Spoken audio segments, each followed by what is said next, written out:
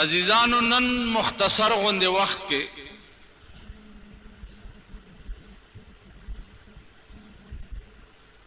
دا یو خبر ستاسو په مخ کې عرض کول دي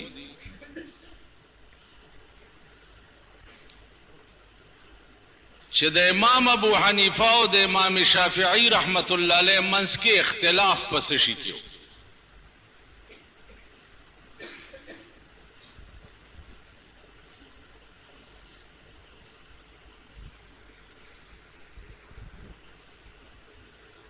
نو اختلاف چې ده دا یاد لرئ دا په دوه قسمه یو اختلاف ده په اصول د دین کې او یو اختلاف ده په فروع د دین کې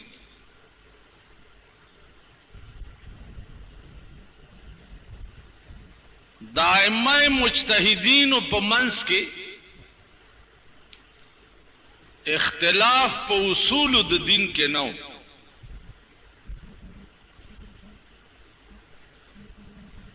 داغي په منځ کې اختلاف چې او دا په فروع د دین کې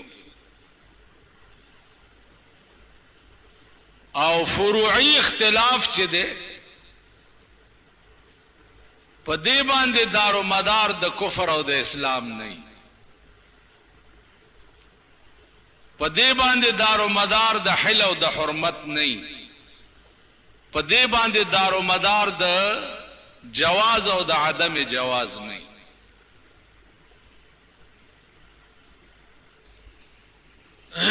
مثلا منځ ده په دې کې ولاړه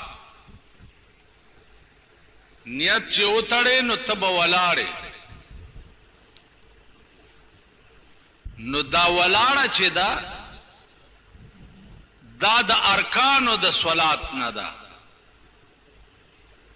دا اصول د دین دي ځکه چې ولاړه په منځ کې دا فرض ده اوس د نیت نه رستو ولاړه په دې کې د یو امام اختلاف نشتا چې په دې منځ کې به ولاړ نه یا به کوږې یا به ناسته یا به پروت نه چې ته جوړې نو ته به ولاړې په دې کې د هیڅ امام اختلاف نشته په دې ټول ائمه مجتهدین متفق دي چې دا ولاړه چې دا فرض دغه مذهب د امام ابو حنیفه ده دغه مذهب د امام شافعی ده دغه مذهب د امام مالک ده دغه مذهب د امام حنبل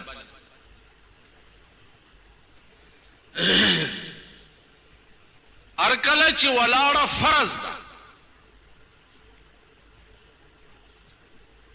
اوس راشي فرع ته چې ولاړه فرض ده نو خبره د لاسونو تړلو ده اوس لاسونه تړل دا سنت دي د امام شافعی رحمت الله علیه مذهب دا دی چې نیت تړلو نه بعد به لاسونه پسینه ږدي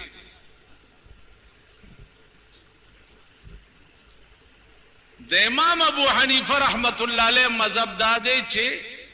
نیت تړلو نه بعد به لاسونه د نامه نه ښکته ږدي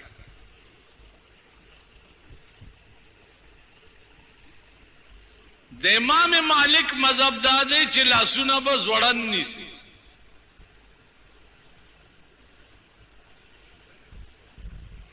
او سوال دا دی که یو سړی منځ کې نیت وتړلو او د زوړن لاسونه نیولی او منځ یې وکړو منځ شوی دی که نه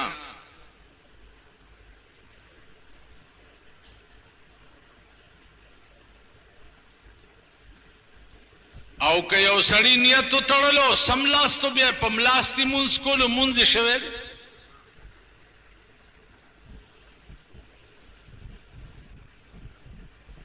یا یو سړی نیت تړلو هغه پسینه لاس کې خو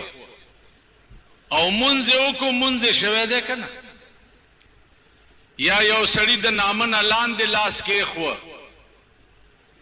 منځ شوی په دې کې د ائمه وجه درته ووایم او څومره خوندناکه وجه ده امام شافعی رحمت الله علیه نه تپوس شو چې ته وایې چې پسینه لاس ږدئ نو جواز یې څه دی هغه ورته وایي چې حدیث کې راغلی دی پیغمبر پسینه لاس ایښی دی او مونځ یې کړی دی حدیث په خپل ځای ټیک دی خو تاسو دنیا کې وګورئ چې د چا احترام کوئ نو پسینه لاس ږدئ ورته نو که یو انسان ته پسینه لاس ږدي او د هغه احترام کوي نو الله د دې نه زیات حق لري چې هغه ته پسینه لاس کېږدي هسې ویمه چې یو خو زمونږ د استاسو دلایل دي که نه کوتکماري ده یو د ائمهو دلایل چې د انسان احترام ته کوي او پسینه ورته لاس کېږدي نو الله د دې نه زیات حق لري چې هغه ته پسینه لاس کېږدي او احتراماً ورته امام ابو حنیفه رحمت الله علیه نه تپوس شو چې ته چې وایې چې د نامه نه لاندې لاس کېږدي تا سره څه دلیل دی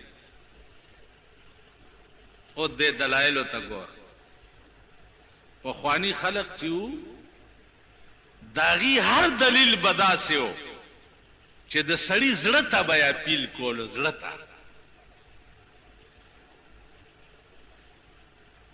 هسې دا ټکی دې ځای کې یاد لرئ یو سړی و هغه قسم وخوړو یو دوست یو نو هغه نه جګړه ورسره وکړه چې جګړه وکړه نو دوست ته وایي چې والله لا اکلم معك حینا والله چې زه به تا سره یو حین خبرې نه کوم حین سورځي چې تیرې شوې سړی خپېمانه شو چې دا خو زما جانی دوست دی او زه به ده سره اوس خبرې نه کوم ډېر خپېمانه شو اوس مونږ خو وایو چې څوک را سره خبرې نه کوي نو ډېر بخي د دې خلکو څه خبرې زمونږ استاسو به څه خبرې یا زمونږ استاسو زمانه کې دوستای کمزې دي زمونږ استاسو زمانه کې تعلقات کمزې دي دلته به یو سړی راتلو مانځله ډېره زمانه چرته دلته تقریر کې به زما خولې نه اورېدلي چې یو سړی ګاڼه کور کې اوسېږي نو دام سود دی سړی د جومات نه بندېده خو یې لا څه کوي چې په ما پسې هغه پروپیګنډې شروع کړې چې پناه په خدای تر دې پورې وویلې چې دا د 20 کالو منځونه راګرځوم چې په ده پسې مې کړي ته وګوره ګاڼه کور کې حرام دی ما پې پیسې ورکړي او دی پې وایي چې حرام دی نو عزیزانو مونږه که خیال وکړئ د نه سړي زامن یو مونږ دین تر هغې پورې منو چې کوم زورې زمونږ طبیعت نه خلاف پکې څه شی نه راغلی او که زمونږ د طبیعت نه پکې کوم شی خلاف راغی مونږ بیا دین نه منو په پاکستان کې وګورئ حکومت نه تپوس وکړه اسلام وایي بجي ډېر احترام او قدر یې قومي اسمبلی ممبرانو نه تپوس وکړه اسلام بالکل جی مونږ خو ډېر احترام کوو د اسلام نو کورم په خوشي مرګ وران شه چې د قرآن او د حدیث او د دین احترام کوي. خدای اسمبلی ده پکې پاسې کوي چې د ملک قانون به قرآني کوي. اوس ته وګوره په پاکستان کې لویه جګړه هغه په دې ده چې اسلام به په دې ملک راځي. ولې به راځي؟ د قومي اسمبلی ممبران وایي چې ځان به حلال کو، خو شریعت برانه په دې ملک کې څوک رانه وایي. وزیر اعظم وایي چې اسمبلی به ماته کم، ټول حکومت به مات کم، خو شریعت به په دې ملک کې رانه څوک رانه وایي. دا ستاسو ملک.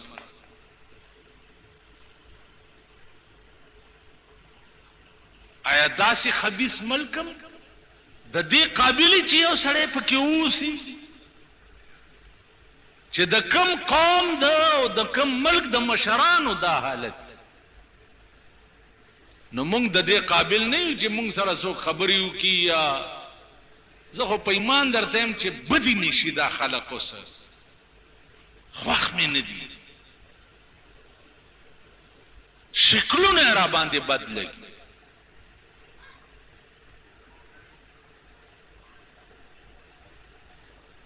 چې ورځ تېرېږي نو مولانا عبدالمعبود صاحب په هغه خبره مې ایمان مضبوطېږي. مال یو مړی راته وښایه په دې هدیره کې،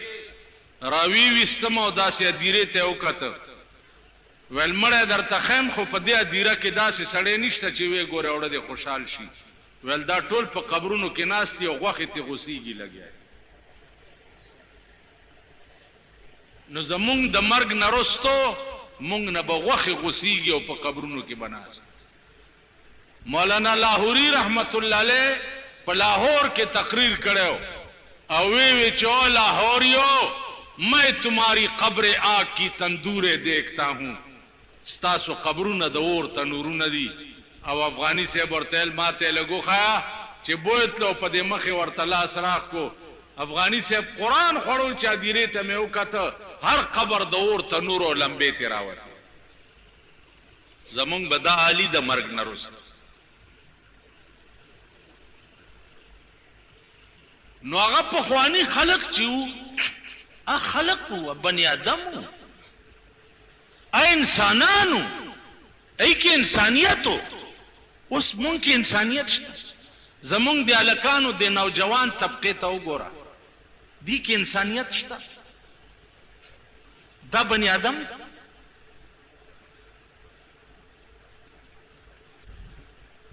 زمونږ د بوډاګانو ته وګوره، الله دې د دوی سره واسطه مه پېښوه. دا لا بل قهر. هغه ورځ راته چا وی زمونږ جماعت کې امام سره وی جګړه ده. پس جګړه ده؟ دا بوډاګان وی چې پخوا به خلقو ذکر کولو، د مانځه نه وروسته به په زوره لا اله وی، اوس ویل ذکر نه کوو. خیال امراد نو مال ورته وایي چې ځوانان وی څه لغړي تیم کولی چې اوس لا ذکرونه کوئ. چې ځوانان وی ما ته خو پته ده که په ځوانۍ کې هم څه کړي، اوس چې بوډاګان شوی نو در وقت پیری گرگ ظالم میں شود پرہیزگار. چې د هر څه نه پاتې شوې نو بزرګ شوې په جومات کې کېناست. زه بجلیګر کې وم یو بوډا و ماته وی چې یاره دې مانځه نه وروسته دا ذکر لږ پکار دی. مال کوه که کوه، ته چا منې کړې؟ ویل نه تی لږ په زوره زوره کوم، زما خو دومره دړه زور نشته. ویل ته څنګه مولای؟ بس په دې ګړو کې مې داسې غوړه چوالو مال زه داسې مولایم چې دغه لار نیغه ونیسه او د جومات نه بار وځه. یو حال دی. بوډاګانې داسې دي، ځوانانې داسې دي، واړه داسې دي. زمونږ د وړو تربیت څنګه کېږي لګیا دی د ماشومانو. د وړو تربیت د ماشومانو ګوره چې په لاره رواني نو د الله څخه داسې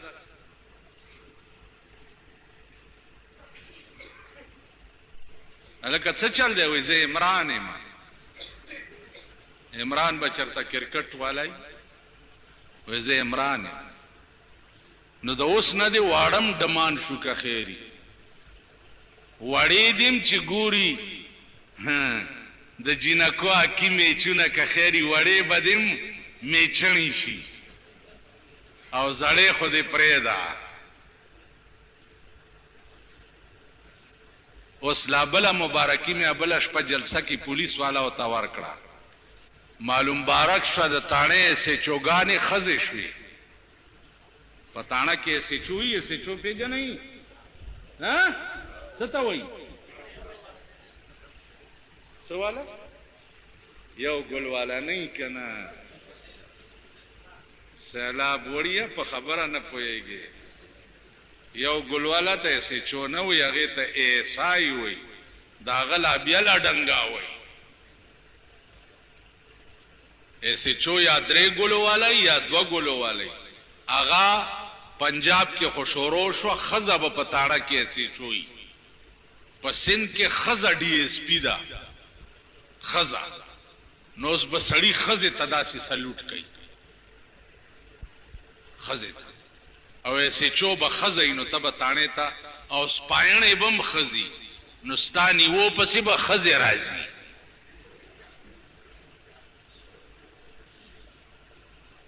وی گل د کدو گل دی چې یو تی اسکوي تی لاندې بل دی خیر بلا ورپسې خدای خبر څه به کېږي د دې ملک حشر بڅي او د ملک انجام بڅي د لیاقت علي خان ښځې به هم وې چې زه به تر هغې په ارام کښېننم چې دا خپلې خویندې مې ازادي کړې نه نو میړه مړ شو هغه ورځ هغه مرداره شوه خدای په ملا ماته کړه ملا یې ماته شوه نو داسې د دې ښځو پروګرام او سکیم دا دی چې تر هغې به په ارام نه کینو چې تر څو دا ښځې پوره شرمېدلې د سړکو ته رایستې اوس ښځې به پتلونه چولې په تاړه کې به یې سیچو ناستی پتلون به یې چولې نو په صوبه سرحد کې ښځې چې ایسیچو شي خو پښتنې به یې کنه که بل څه به نو معررتوب دپاره ورته دا سړی تیارې کوي میرزاګڼه به میرزاګڼې له دا زړه ښځه به یي په تاڼه کې چې ناستی او زمونږ ځوانانې چې دي هغه به ایسای وي ایسیچوګڼه به یي او لونه چې دي زمونږ سپاینې به یي اوس هم راشي که پولیس کې وګورئ څومره ښځې سپاینې برتي اولدارانې شته تاڼېدارانې شته اوس ایسیچو دغه ته راوتل دا نوی لین دی دا به اوس ګورئ په دې ملک او کوي دي نو زمونږ کې څه شرمېدلی قوم به انشاءالله دې نه زیات شرمېږي بله خبره ده چې دا قوم شرمېږي نه په څه نه دوی کې حیا شته